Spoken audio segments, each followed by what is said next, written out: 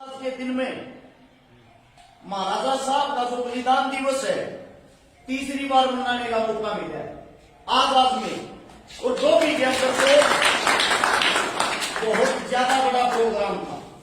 अब मैं आप सबसे एक बात कहना चाहता हूं, जिनका हम बलिदान दिवस मना रहे हैं, क्या आप लोगों को पता है इन्होंने अपना बलिदान किस लिए दिया था? महाराजा साहब जिस वक्त लोहागढ़ की रियासत को संभालते थे, मुगलों का राज था, वे हत्यारे थे, वे क्रूर थे। आप सोच भी नहीं सकते वे हमारी बहन बेटियों के साथ क्या करते थे। मुगल हमारी बहन बेटियों का डोला लूटते थे, और मुगल इतने हत्यारे होया करते हमारे घर के बाहर, वहां से हमारी बहन बेटियों को उठा ले जाते।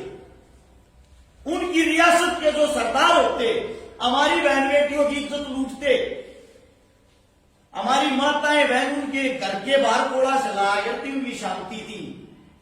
उस वक्त एक ऐसा वीर था जो हमारी इज्जत के लिए लड़ा करती हुआ पिंडतानी जा गया, लो आकर न्यूआ दरबार सज रहा था, महाराज बैठा श्याम अग्रवाल की महाराजा साहब क्यों बजा रहे सब आबाद में एक दुखियारी फरियाद देकर आई, पहले इसका दुख सुनो। उसने जब अपना दुख बताया, तुरंत अपने सेनापति को, जो गुज्जर समाज का था, मैं समाज के नाम लेके इस बारे बता रहा हूं, जाट राजा नहीं था वो, बात को समझने की कोशिश कर रहा। सेनापति गुज्जर समाज से उसको आदेश दिया, चिट्ठी लिख, या तो हरदोई को इज्जत के साथ पंडितों के घर भेज दिया जाए, वरना हमारे साथ युद्ध करने को तैयार हो जाए। या चिट्ठी लिखकर जब सेनापति उसने लेकर और दिल्ली के दरबार में आया, मुगल सरदार कहते हैं वो पंडितानी लेकर जागा, कह दियो उस तरह तू पंडितानी भी कहे बजाटनी न याद लिया उल्टी ले जाके देखा दे। ये शब्द सुनते ही सेनापति ने तलवार काट गए, 2-3 की गर्दन उड़ा दी। वही मुगल सल्तनत के अंदर वीरगति को हंसते हंसते लड़ते लड़ते वीरगति को प्राप्त हो गया सेनापति।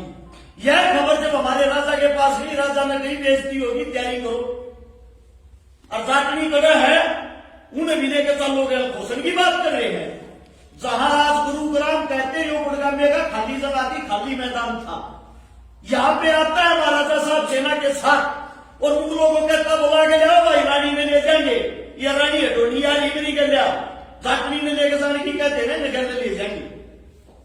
जबरदस्त वहां पे युद्ध होता है।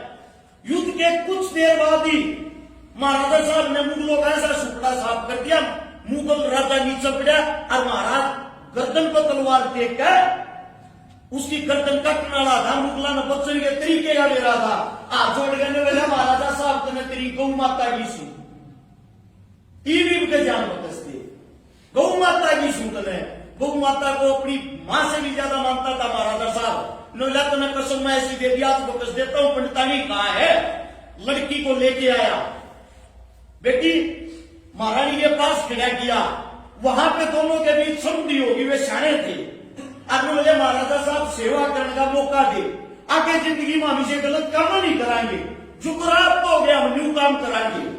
महाराजा साहब ने सेना को वापिस भेज दिया और दिल्ली के दरबारों में रुक गया 5-7 अपने साथियों के साथ। जब महाराजा साहब को धोखे से पीछे से महाराजा साहब की मृत्यु की गई थी, वीरगति को प्राप्त हुए थे, और अब बात यह आती है महाराजा साहब ने लड़ाई लड़ी एक पंडित व्यक्ति के लिए। महाराजा साहब का खजांची था, जो खजाने को संभालने वाला एक चमार जाति से, महाराजा साहब का सेनापति था गुज्जर जाति से। महाराजा साहब ने जिस वक्त मराठे आए आगरा में, आगरा मराठे आके मस्जिद की छत को तोड़ रहे थे, महाराजा साहब ने साफ मना कर दिया था किसी धर्म के साथ खिलवाड़ नहीं करोगे भाई, ये इलाका मेरा है। उसने मंदिर मस्जिद सबकी इज्जत करी, सबका मान सम्मान किया। उसको जो आप जात शब्द लगाते हो, उसको छोटा करते हो। वो एकलौता हिंदू सम्राट महाराजा था।